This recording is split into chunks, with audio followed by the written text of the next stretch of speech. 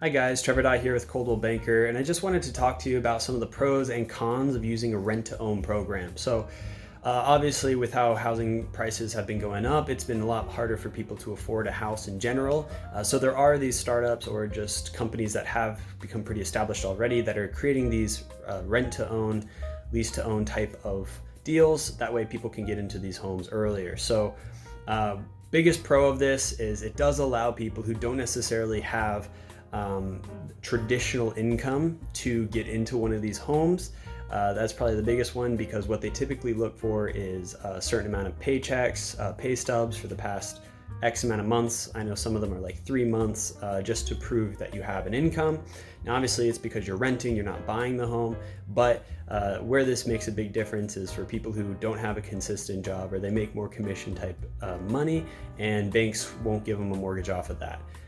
The second reason why rent-to-own programs are very great for people, another pro, is that they can typically have an easier down payment. So most of them do still ask for some sort of down payment, and part of that down payment or all of it will go towards your down payment after the fact when you choose to buy the house if you want to.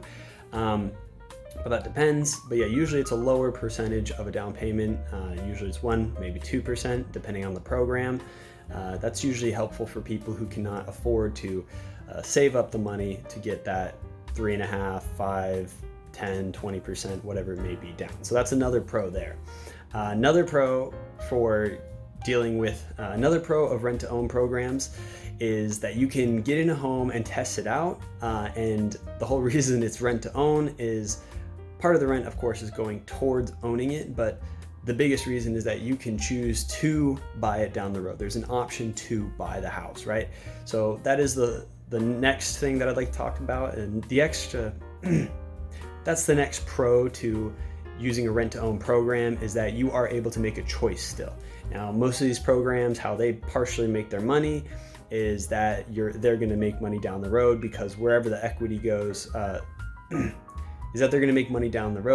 wherever the home's value goes, you'll then be buying it at the new market value. So keeping that in mind, it is a way to test out the home, see if it's somewhere you do actually want to stay. That way you have the option if you do want to buy it or not.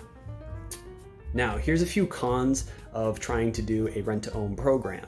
So the first con I'd like to go over is the rental prices themselves. So depending on the program, often they'll charge you what they say is a fair rental amount for the home, and then they also will put some of that amount away to help you build up a down payment for when you actually buy the house. Now, this is actually one of the ways that they make money.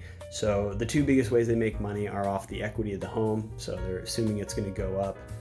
The value of the home is going to go up. They're going to gain equity from it. So when you buy it from them, they're going to make that money. The other side of it is that they are going to typically charge a rent that is higher than you would find if you just rent a home from an independent investor or from another company out there. Typically, it is quite a bit more. Now, it's sort of justified because some of it's being put away towards your deposit, but it's quite a bit more than that amount from the actual market value from what I have seen in my experience. So that is one of the disadvantages there. Another reason you might not want to use a rent-to-own program is the fact that you probably will have to walk away from some of your money if you do choose to not buy it down the road. So most of them do have somewhere in their information about the renting amount that they're saving up, and then also the down payment you put in initially. Sometimes you get to keep part of it, but sometimes they'll say that you have to pay the selling fees if they do end up having to list the home, the listing fees later on. So there's little caveats and things that they're doing in order to make sure that they don't lose money if you decide you don't want to stay with the house.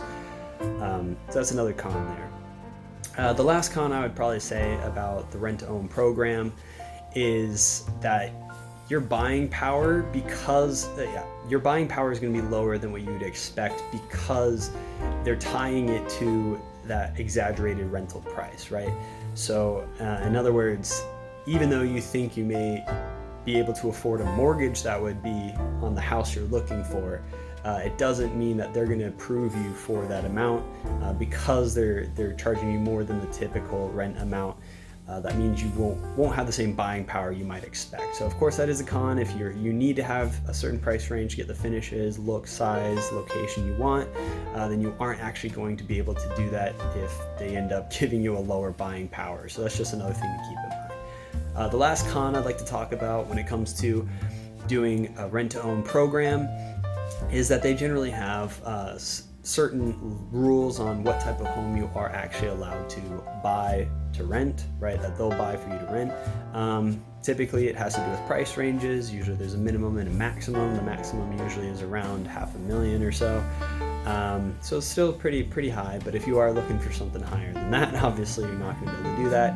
And then they also have other things like anywhere you're not allowed to rent out, for example. They can't buy to rent it to you if they're not going to be allowed to rent to you in that area. So there's just different rules there. Once more, you'll have to ask an agent or look into it yourself on exactly what it is that they're going to be holding back in terms of what you're allowed to buy. So these are a few different examples of the pros and the cons of doing a rent-to-own program. Obviously it's a great start to trying to make home buying more affordable again, especially for people who aren't able to bring in massive amount of income to save up money in order to have that down payment, or if they have non-traditional income like our society seems to be moving towards. So if you do have any more questions about this, feel free to give me a call or text or leave a comment.